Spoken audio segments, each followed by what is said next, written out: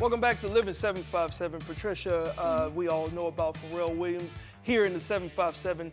When he brought the project Voices of Fire and it aired on Netflix, it shined the light on so many great singers from right here in the 757. And right here on the show, we have one of those bright stars. He's going to be singing live with us, but he's going to join us for a nice interview. What's going on, Trey Jones? How you doing? What's going on, man? How's it going? How are you guys? Good to Yeah, see you. Good to see you, bro. I just have to start with this because I realized you were born in 1990. I was. And I remember where I was at the time. I was failing in the 8th grade. That's exactly where and I was. I was leaving high school. Right. I was an innocent baby. Just an innocent baby. But there was also during the time when R&B started to be influenced with a lot of hip hop, a part of their record. So when did you find your voice? I'd have to say I found my voice probably around 4 years old, 3 or 4 years old. Yeah, very, very young. You know, singing in the church, you know, my family, they all sing, my mom and my dad.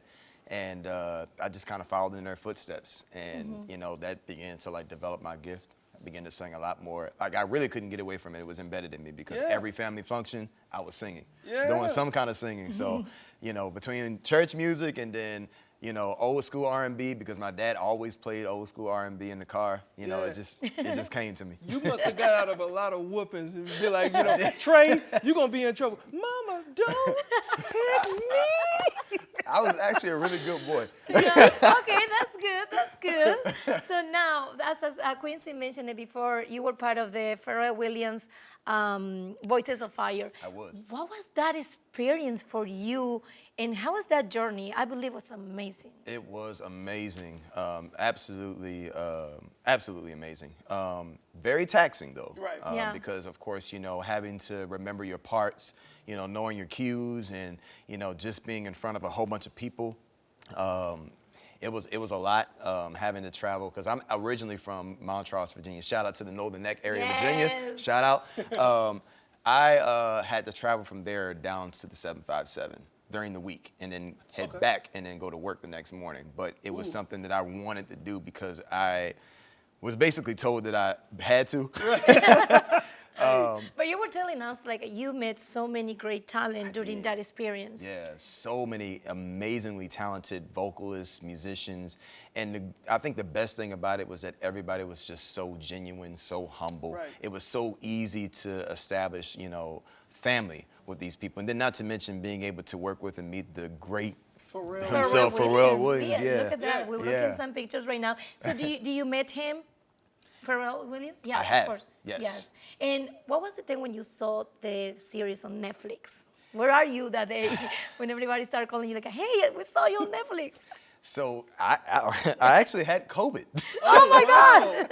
So I had no choice but to be home. I think it aired November the 19th, and the 15th was my birthday, and I found out I had COVID on the 15th. Oh, wow. And it was my 30th birthday at that. So it was a little bit hard, but then being, you know, watching Netflix and, you know, kind of seeing myself and, you know, seeing all of my amazing Voices of Fire fam on there, you know, just doing our thing, sharing our testimonies, and of course, sharing our gifts.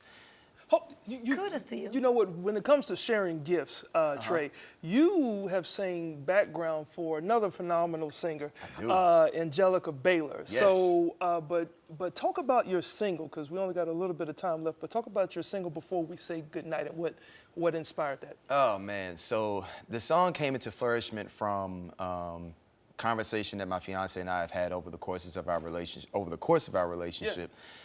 Specifically during those not so happy times. Right. One thing that she's always emphasized was to never go to bed angry. That makes sense. So like, I can be a little stubborn for those who know me. I'm working on it, but you know, she always emphasized remind each other that you love each other before you say goodnight. I love that message. I'm with her, and I don't know her, but yes, besos to her. Yes, it is true. You have to, you know, talk before you go to bed and say goodnight in a good way, even if things didn't go right during the day, right? Right. So now, what is next for you this 2023? Any events? So I'm actually part of an up-and-coming R&B group known as Self Sounds with a Z. Shout out to my brothers. We actually have some events coming down the pipeline where we'll be performing live. We have one coming up on April the 2nd out in Tappahannock, Virginia. We have another show coming up May 13th. We have some potential gigs coming up in New York City. Are you going to be at something in the water? May not be something in the water. I'm not sure yet. We got to check the calendar. Hey, look, it is what it is, but we appreciate you.